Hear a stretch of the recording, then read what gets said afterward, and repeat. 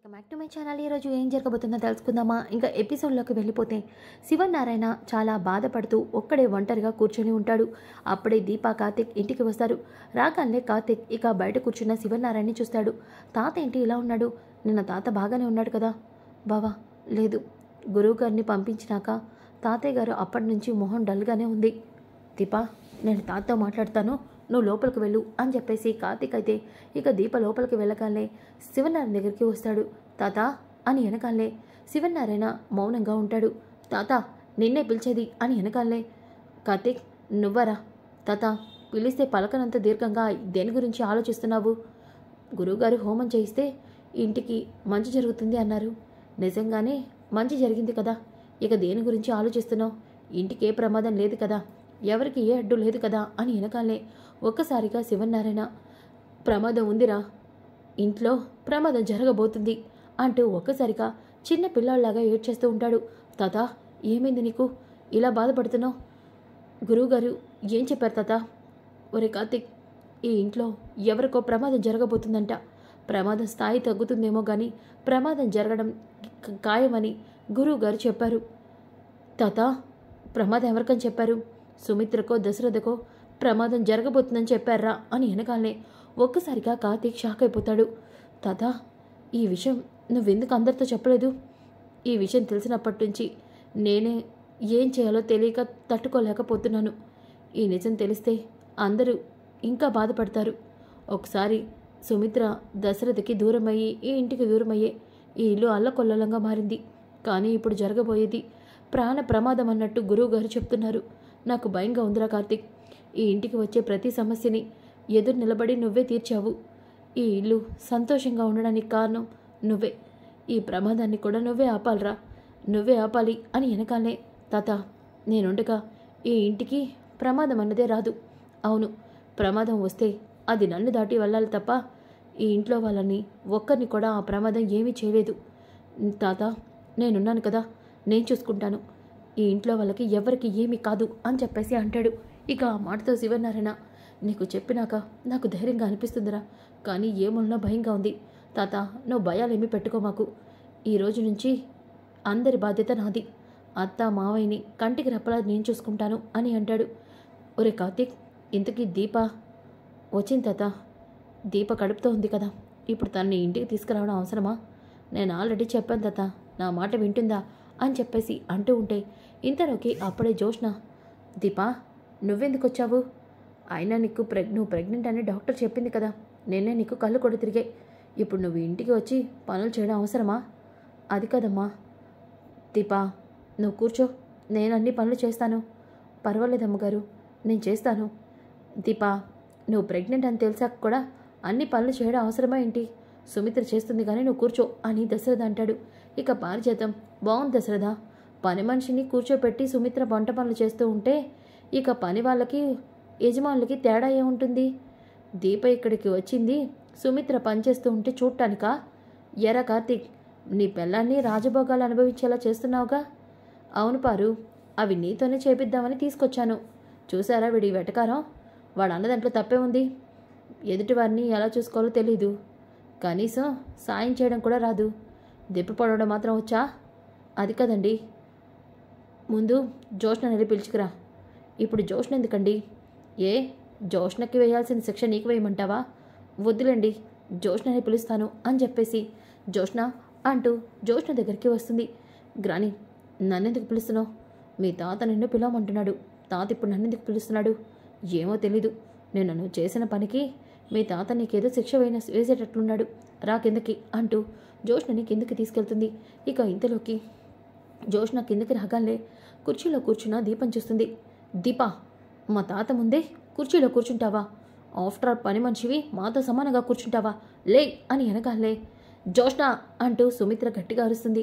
ఇక జోష్న, అది కాదు మమ్మీ, కడుపుతో ఉన్న వాళ్ళతో ఎలా మాట్లాడాలో కూడా తెలీదా నీకు? దీపా, నువ్వు కూర్చో. వీళ్ళందరూ బాగా ఓవర్ చేస్తున్నారు. ఈ దీప ప్రెగ్నెంట్ అవడమేమో కానీ నా గుళ్ళంతా మంటిపోతుంది అని అనుకుంటూ ఉంటే ఇక శివనారాయణ, జోష్న, తాత పిలిచావంట? పిలిచాను. నువ్వు చేసిన తప్పుకి నీకు శిక్ష వేద్దామని పిలిచాను. కానీ నువ్వు తప్పుల్ని రోజురోజుకి పెంచుకుంటూ వెళ్తున్నావు. తాత నోర్బై, అందరి ముందు కొనేసం చిన్న పెద్ద తేడా లేకుండా గురువుగారు కూడా అక్కడే ఉంటే దీపని అందరి ముందు కిందకి నెట్టేస్తావా? అది తాత, అది ఏదో కోపంలో చేసిందిలేండి అని పారిజాతం అంటూ ఉంటే నువ్వు నోరు ముస్తావా లేదా? చెప్పు, శిక్ష నీకు వేయమంటావా, జోష్నకు వేయమంటావా? ఈ ముసలోడు శిక్ష అన్నాడంటే నాకనేసరికి మార్చేస్తాడు. దీనికే బెటర్లే అని చెప్పేసి సైలెంట్గా ఉంటుంది. ఇక శివనారాయణ, చెప్పు, మాట్లాడవేంటి? తాత, అది చూడు, నువ్వు దీపని అందరి ముందు కిందకి నెట్టేశావు. దానికి నీకు శిక్ష ఏంటో తెలుసా? తాత, మాట్లాడొద్దని చెప్పానా? ఈరోజు నుంచి దీప ఈ ఇంటికి వంట మనిషి కింద వస్తుంది. కానీ దీప ఈ ఇంట్లో ఒక్క పని కూడా చేయదు. వంట పని, దీప చేసే ప్రతి పని, దీప పిల్లల్ని కనే వరకు నువ్వే చేయాలి. తాత, నేను ఇంటి పని మనిషిని కాదు. పని మనిషివే. తాత, అవును, నువ్వెప్పుడైతే స్థాయిని మర్చిపోయి దిగజారే పనులు చేశావో ఆ క్షణమే నువ్వు ఇంటికి పని మనిషివే. చూడు, ఈరోజు నుంచి ఈ ఇంట్లో వంట పని కానీ ఇంటి పని కానీ అన్నీ నువ్వే చేయాలి. చేయనంటావా చెప్పు, ఈ పారిజాతాన్ని బయటికి గెంటేస్తాను. ఎందుకు చేయదండి? ఖచ్చితంగా చేస్తుంది. నేనున్నాను కదా, నేనే దగ్గరుండి అన్నీ చేయిస్తాను. చేయించడం కాదు, నువ్వే రేపటి నుంచి జోష్నతో పాటు ఉండాల్సింది. సుమిత్ర, నువ్వు వెళ్ళి దీపని ఫ్రూట్స్ కట్ చేసి ఇవ్వమ్మా, నీ గదిలోకి తీసుకెళ్ళు అని అంటాడు. ఇక కార్తీక్, మరదలకి మంచి పని అప్పగించాడు తాత. జోష్న, నీ పని ఇదే. ఎవరికి దక్కాలో దేవుడు వాళ్ళకే వాళ్ళ స్థాయిని వాళ్ళ స్థానాన్ని దక్కిస్తాడు అని అనుకుంటూ ఉంటాడు. ఇక జోష్న అలాగే పారిజాతం కిచెన్లోకి వెళ్తారు.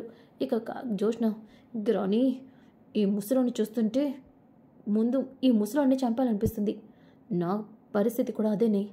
అయినా ఈ ఇంటి వారసురాలివి మనవరాలివని కూడా కనికరం లేకుండా నిన్ను వంట మనిషిని చేశాడు మీ తాత. ఇదంతా నా కర్మ కాదు, ఇదంతా దీప కడుపులోని బిడ్డే. ముందు దాన్ని లేపేస్తే అప్పుడు ప్రశాంతంగా ఉండొచ్చు. ఏయ్, ఏం బాగుతున్నావే? ఈ మాట కానీ ఆ కార్తిక్ గాడో లేదంటే మీ తాత, మీ నాన్న, మీ అమ్మ విన్నారంటే నిన్ను ఇప్పుడే బయటికి గెంటేస్తారు.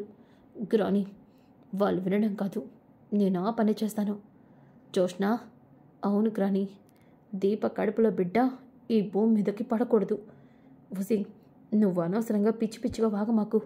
అదే చేస్తే మనకే ప్రమాదం. అయినా ఆ దీప దాని కడుపులో బిడ్డతో నీకేం పని? హ్యాపీగా నీకు ఈడు జోడైన కుర్రోని పెళ్లి చేసుకుని ఉండక ఈ దిక్కుమాల పనులని నీకెందుకే? గ్రాని, ముందు వంట పంచేయి అంటూ జోష్న గ్రానీతో ఏది చెప్పకూడదు. గ్రానికి చెప్పకుండానే నేను చేయాల్సింది చేయాలి అని జోష్న అనుకుంటుంది. ఇంకా దశరథ మాత్రం ఆలోచిస్తూ ఉంటాడు. దాసు రాత్ర జోష్నతో బాల్కనీలో మాట్లాడాడు. జోష్న దాసుకి దండం పెట్టి బ్రతిమాలాడింది. జోష్న దాసు మధ్య ఏదో జరుగుతుంది. లేకపోతే జోష్నకి దాసుని బ్రతిమాలాడాల్సిన అవసరమే ఉంది. అంతరాత్రి దొంగతనంగా దాసుని కలిసి మాట్లాడాల్సిన పనే ఉంది.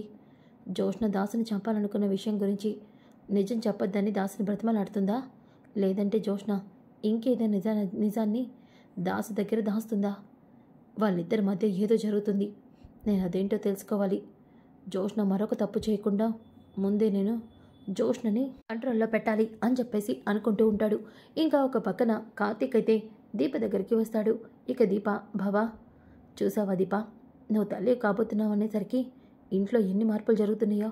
అవును బావా, గురువుగారు చెప్పినట్టు మనకన్నీ మంచి రోజులే. త్వరలోనే అందరికీ నువ్వే ఇంటి వారసురాలన్న నిజం తెలుస్తుంది. అప్పుడు అందరూ నిన్ను ప్రేమగా చూసుకుంటారు. భవా, నిజంగా నాకు చాలా సంతోషంగా ఉంది. కానీ జోష్న పారిజాతంగాన్ని చూస్తుంటేనే జాలిస్తుంది.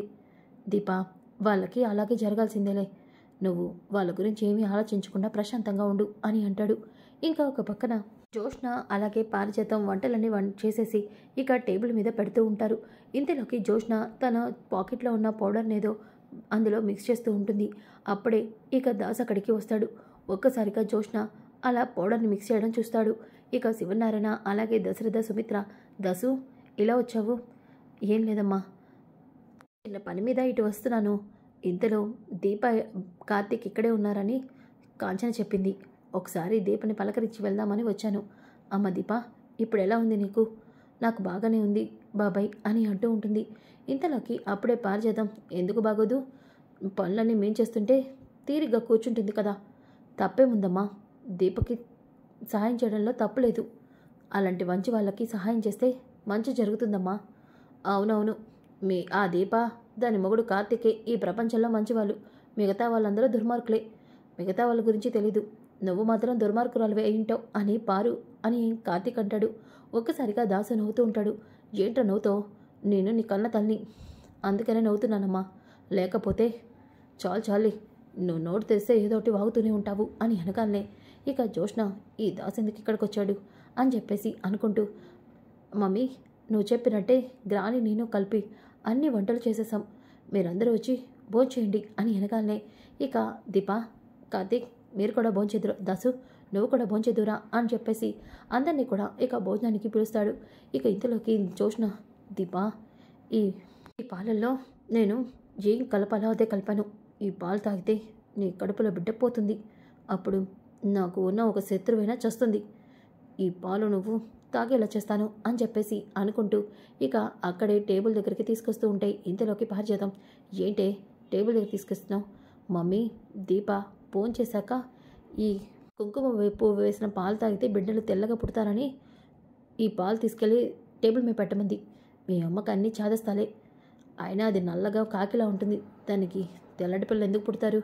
గ్రాని ఆయన నువ్వేంటే పందాన్లాగా దానికి పాలు తీసుకెళ్తున్నావు, ఇటివ్వు నేను తీసుకెళ్తాను అని చెప్పేసి పారిజాతం గ్లాస్ తీసుకుని వెళ్తుంది. ఇక జోష్న, గ్రాని ఇది నేను కావాలని చేశాను, ఇది నువ్వు తీసుకెళ్ళి ఇస్తేనే నా మీద డౌట్ రాదు అని చెప్పేసి మనసులో సారీ గ్రాని అని అనుకుంటుంది.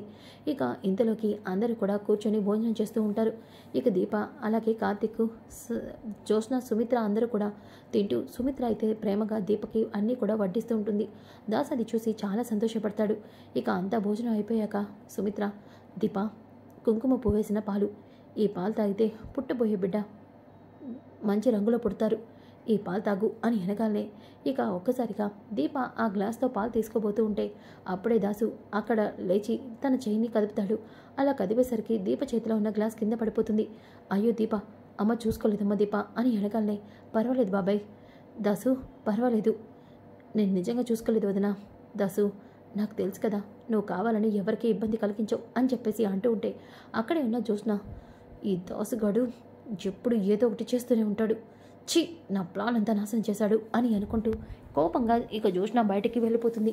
ఇంతలోకి దాసు, నేను కూడా వెళ్ళొస్తాను వదినమ్మా, కార్తీక్ వెళ్ళొస్తాను, అనయ్య వదిలేస్తాను అంటే పోయి దశరథ ఇక దాసు బయటికి వచ్చేస్తాడు.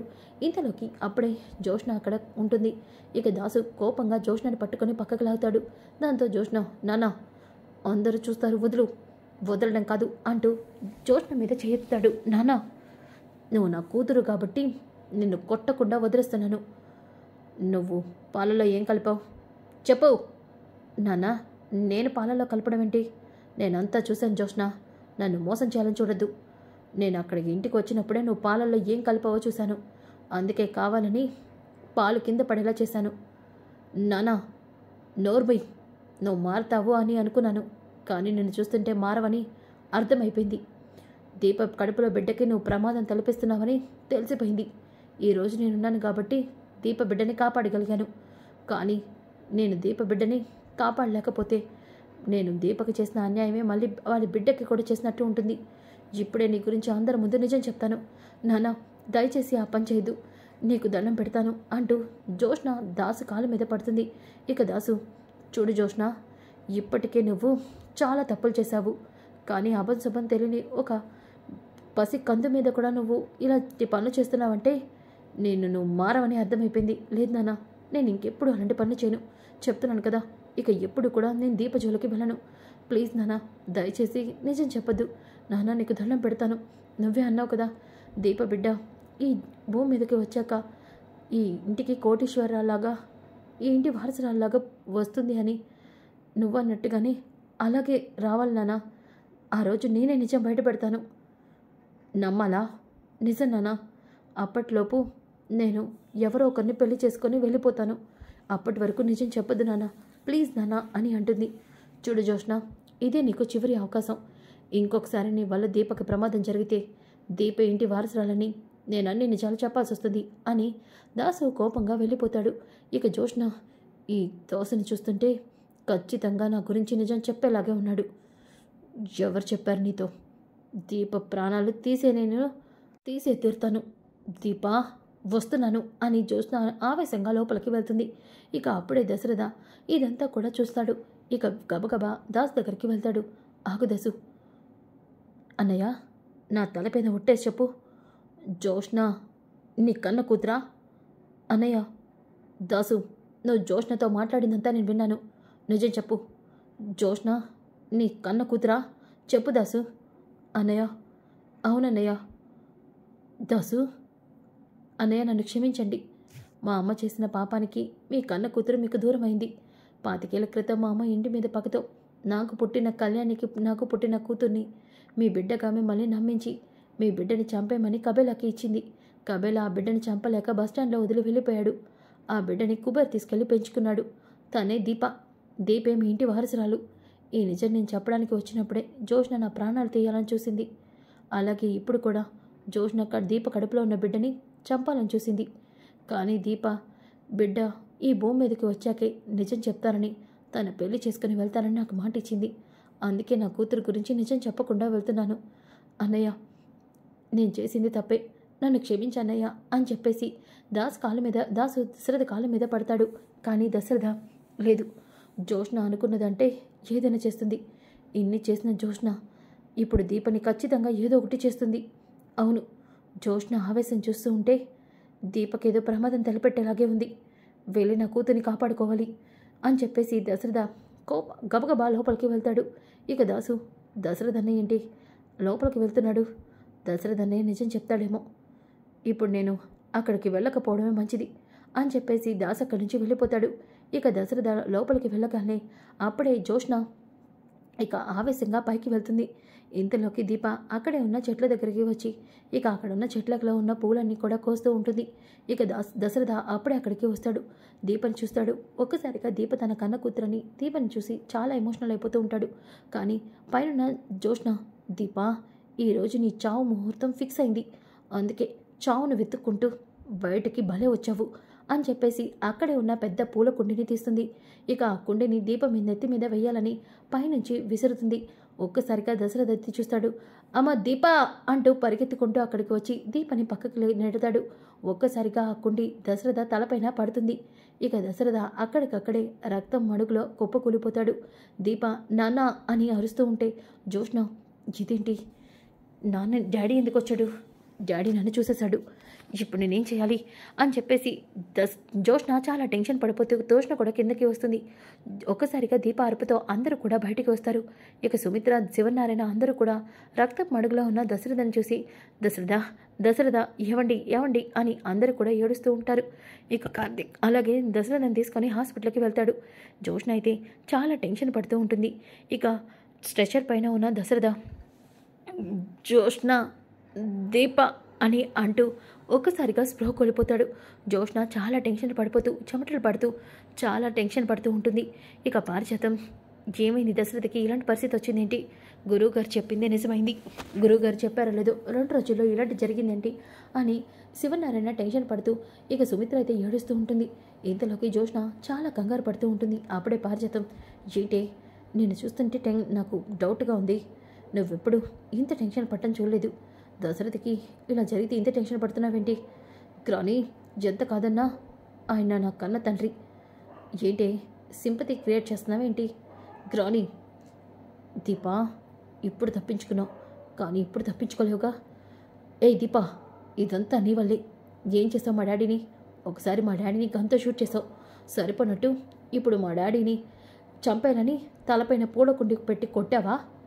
జ్యోత్స్న, నువ్వు వాగు బావా. నీ పిల్లని నువ్వు కలిసి మా ఇంట్లో చాలా డ్రామాలు, నాటకాలు ఆడారు. ఇప్పుడు మా డాడీ ఈ పరిస్థితిలో రావడానికి కారణం దీప కాదు. ఆ పరిస్థితిలో దీప, డాడీ తప్ప ఎవ్వరు లేరు. డాడీ తలపైన పూలకుండి ఎలా పడింది? జ్యోత్స్న, నీకేమైనా పిచ్చి పట్టిందా? పూలకుండి పైనుంచి పడింది, దీప కిందుంది. ఆ కుండి దీపకు తగలాల్సింది మీ డాడీకి తగిలింది. దాంట్లో దీప తప్పే ఉంది అంటే మమ్మీ. జ్యోత్స్న, ఇప్పుడు దాకా చేసింది చాలు. దశరథకి ఏం జరుగుతుందో ఏంటనని కంగారుగా ఉన్నావు. ఇప్పుడు నువ్వు అనవసరంగా ఇక్కడ అల్లర్లు గొడవలు చేయకు. అమ్మ దీప, నువ్వు అసలు కడుపుతో ఉన్నావు. వెళ్ళి అక్కడ కూర్చో అమ్మా. కార్తీక్, దీపం చూసుకో అని వెనకాలనే ఇక అప్పుడే డాక్టర్ బయటికి వస్తాడు. డాక్టర్, నా కొడుకు. సారీ సార్, పేషెంట్కి తలకి పెద్ద గాయం తగలడం వల్ల ఆయన కండిషన్ అయితే నార్మల్గా ఉంది, కానీ ఆయన కోమాలోకి వెళ్ళిపోయారు. ఆయన అవయవాలు కూడా ఏమీ పనిచేయట్లేదు. ఒక నరం బ్లాక్ అయింది. డాక్టర్ సార్, సారీ, కానీ పేషెంట్ ఏదో ఒక రోజు కాన్షియస్లోకి వస్తారు. అప్పుడే ఆయన అవయవాలు ఎలా పనిచేస్తాయని మేము చెప్పగలం. సారీ సార్ అని వెనకాలనే సుమిత్ర అందరూ కూడా ఏడుస్తూ ఉంటారు. ఇక జోష్న, అమ్మయ్య, ఎక్కడ డాడీ స్పృహలోకి వస్తాడా అని భయపడ్డాను. ఇప్పుడు డాడీ స్పృహలోకి ఈ దరిదాపులో రాడని డాక్టర్ చెప్పాడు. ఇక నేనే చంపాలని చూశానన్న విషయం ఎవ్వరికీ తెలీదు అని అనుకుంటూ ఉంటుంది. ఇక కార్తీక్, దీప అందరూ కూడా ఏడుస్తూ ఉంటారు. ఇక దశరథనైతే ఇంటికి తీసుకొచ్చి బెడ్ మీద పడుకోబెడతారు. మావయ్య గారు, మాకే ఎందుకు ఇలా జరగాలి, మా మీద ఎవరు దిష్టి పడింది అని ఏడుస్తూ ఉంటుంది. అత్త, మావయ్యకి ఏమీ కాదు, డాక్టర్ చెప్పారు కదా, ఖచ్చితంగా మావయ్య కాన్షియస్లోకి వస్తారని, మీరేం టెన్షన్ పడద్దు అని అంటూ ఉంటే ఒక్కసారిగా దాసుకి ఈ విషయం మొత్తం తెలుస్తుంది. ఇక దాసు చాలా ఆవేశంగా అయితే ఇంటికి వస్తాడు. రాగానే అక్కడున్న జోష్నను చూసి జోష్న చంపా పగలు కొడతాడు. జోష్న టెన్షన్ పడిపోతూ ఉంటుంది.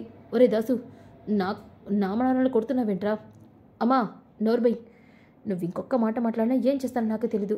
ఓసే పాపిష్టిదానా, దశరథనే ప్రాణాలు తీయాలని చూస్తావా అని చెప్పేసి అంటూ ఉంటాడు. సో ఫ్రెండ్స్, కమింగ్ ఎపిసోడ్ చాలా చాలా ఇంట్రెస్టింగ్గా ఉంటుంది. Don't miss. ఈ వీడియో నచ్చితే లైక్ చేయండి, షేర్ చేయండి. Thanks for watching. Welcome back to my channel. ఈరోజు ఏం జరగబోతుందో తెలుసుకుందామా? ఇంకా